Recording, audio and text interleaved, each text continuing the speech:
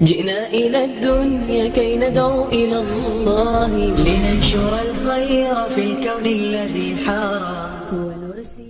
یعنی مسئلہ ان کا کیا ہے کہ بیٹا 10 سال کا ہے اور وہ پاکستان میں نہیں رہتی ہیں، سعودی عربیہ میں رہتی ہیں. وہ کہتی ہے کہ میرے بیٹے کو لگتا ہے کہ میں اس سے محبت نہیں کرتی اور میں اپنی بیٹی سے زیادہ محبت کرتی ہوں، اور بیٹی جو ہے وہ 7 سال کی ہے. ہم یہ دیکھتے ہیں کہ جو والدین ہیں ان کی محبت جو ہوتی ہے بچوں کے لیے بڑی ایک فطری سی ہوتی ہے، یعنی اس میں بیٹے اور بیٹی کی تفریق نہیں ہوتی. اس کے علاوہ ہم ساتھ ساتھ یہ دیکھتے ہیں کہ اللہ سبحانہ وتعالیٰ نے قرآن پاک میں والدین کو کیا بتایا ہے کہ اولاد جو ہے وہ آزمائش بھی ہے، وہ ایک ذمہ داری بھی ہے، اور وہ ایک فتنہ بھی ہے. پھر ہم یہ بھی دیکھتے ہیں کہ جب اولاد کی باری آتی ہے تو اولاد کو اللہ سبحانہ وتعالیٰ نے کیا بتایا ہے کہ انہوں نے والدین کے ساتھ احسان کرنا ہے، اور ان کو یہ بھی کہا گیا ہے کہ والدین کو اف نہیں کرنا.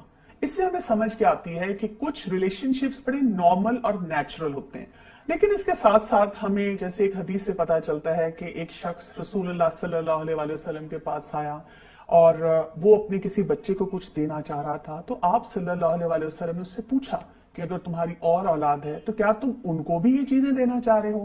یعنی ہمیں یہ رہنمائی بڑی وضاحت کے ساتھ ملتی ہے کہ ہم نے جب بھی ہمارے بچے ہیں ہم نے ان میں کوئی ڈفرنس نہیں رکھنا، اور ہم نے ان کے ساتھ ایک برابری کا جو تعلق ہے کسی بھی حساب سے معاملات میں، کچھ دینے میں، کچھ لینے میں، ہر چیز میں صحیح طرح سے رکھنا ہے.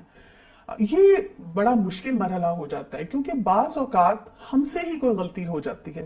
مثلاً کیا ہوتا ہے کہ ہمیں جو چیز اچھی لگتی ہے اور وہ چیز ہمارے جس بچے میں نظر آ رہی ہوتی ہے تو ہم اس کی مثال سب کے سامنے دیتے ہیں.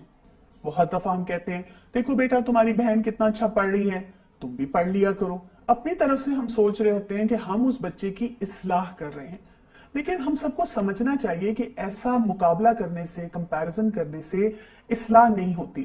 اسی طرح کھانے پینے کے معاملے میں ہم کئی دفعہ ایسے جملے بول جاتے ہیں، بیٹا دیکھو تمہارے فلاں بہن بھائی نے کتنا اچھا کھانا کھایا، پلیٹ صاف کی، سنت کے مطابق کھایا، جو میں بناتی ہوں کھا لیتا ہے، پتہ نہیں تمہارا کیا مسئلہ ہے، تم کیوں نہیں کھاتے ہو. اسی طرح ہم دیکھتے ہیں کہ ادب اداب کے معاملے میں بھی ہم سے ایسی ہی گفتگو بچوں کے ساتھ ہو جاتی ہے. کوئی گھر میں مہمان آئے، فلاں نے سلام کیا، آپ کیوں نہیں کرتے؟ فلاں بیٹھ جاتا ہے، آپ کیوں نہیں بیٹھتے؟ اس کی تو اپنے بہن بھائی کزنز یا کسی سے لڑائی جھگڑا نہیں ہوتا، آپ کا پتہ نہیں کیوں ہو جاتا ہے. اچھا، یہ سارے معاملات کرتے ہوئے بیسیکلی ہم اپنے بچوں کی اصلاح چاہ رہے ہوتے ہیں.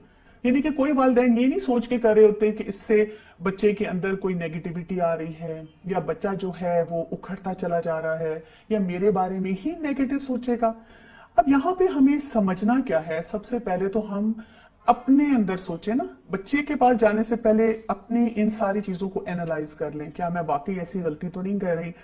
اس میں یہ یاد رکھیں ہر بچہ انڈیویجول ہے، الگ انسان ہے. دیکھیں اس کے فنگر پرنٹس ڈیفرنٹ ہیں. اس کا اللہ سبحانہ تعالیٰ نے آخرت میں بہن بھائیوں سے موازنہ کر کے جنت یا جہنم کا فیصلہ نہیں کرنا. اس کا اپنا حساب ہے، اس کی اپنی ایک لائن ہے، اس کی اپنی ایک تقدیر ہے، اس کے لیے اللہ تعالیٰ نے اپنے فیصلے کیے ہوئے ہیں. تو ہم بھی کیا کریں کہ جب ہم اس کو ہینڈل کریں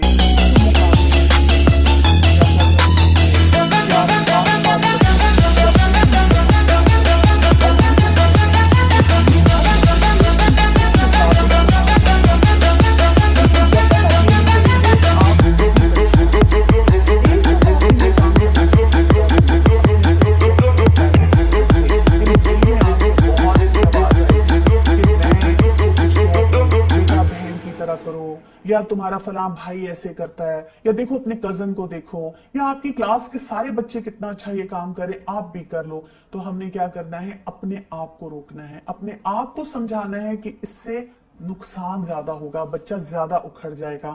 اور آپ نے پھر اس کے بعد یہ سوچنا ہے کہ ایک دفعہ جب میں نے یہ سارا معاملہ کر لیا، اگر وہ بچہ پھر بھی مجھے بات بات پہ کہتا ہے کہ آپ مجھ سے محبت نہیں کرتی، آپ مجھے پسند نہیں کرتی، میں تو شاید ستیلا ہوں، یا یہ کہ ٹھیک ہے آپ ہمیشہ مجھے بلیم کرتی ہیں، اور ایسا جملہ you don't love me, it's okay. آپ بالکل اگنور کریں اور آپ اپنے رویے پہ نظر رکھتے ہوئے اس کے ساتھ معاملات کرتی چلی جائیں. جب وہ اس عمر سے نکلے گا تو انشاءاللہ اس کو آہستہ آہستہ خود ہی سمجھ آنی شروع ہو جائے گی کہ آپ اس کا بہترین، اس کی بھلائی کے لیے سارے کام لے کے چل رہی تھی.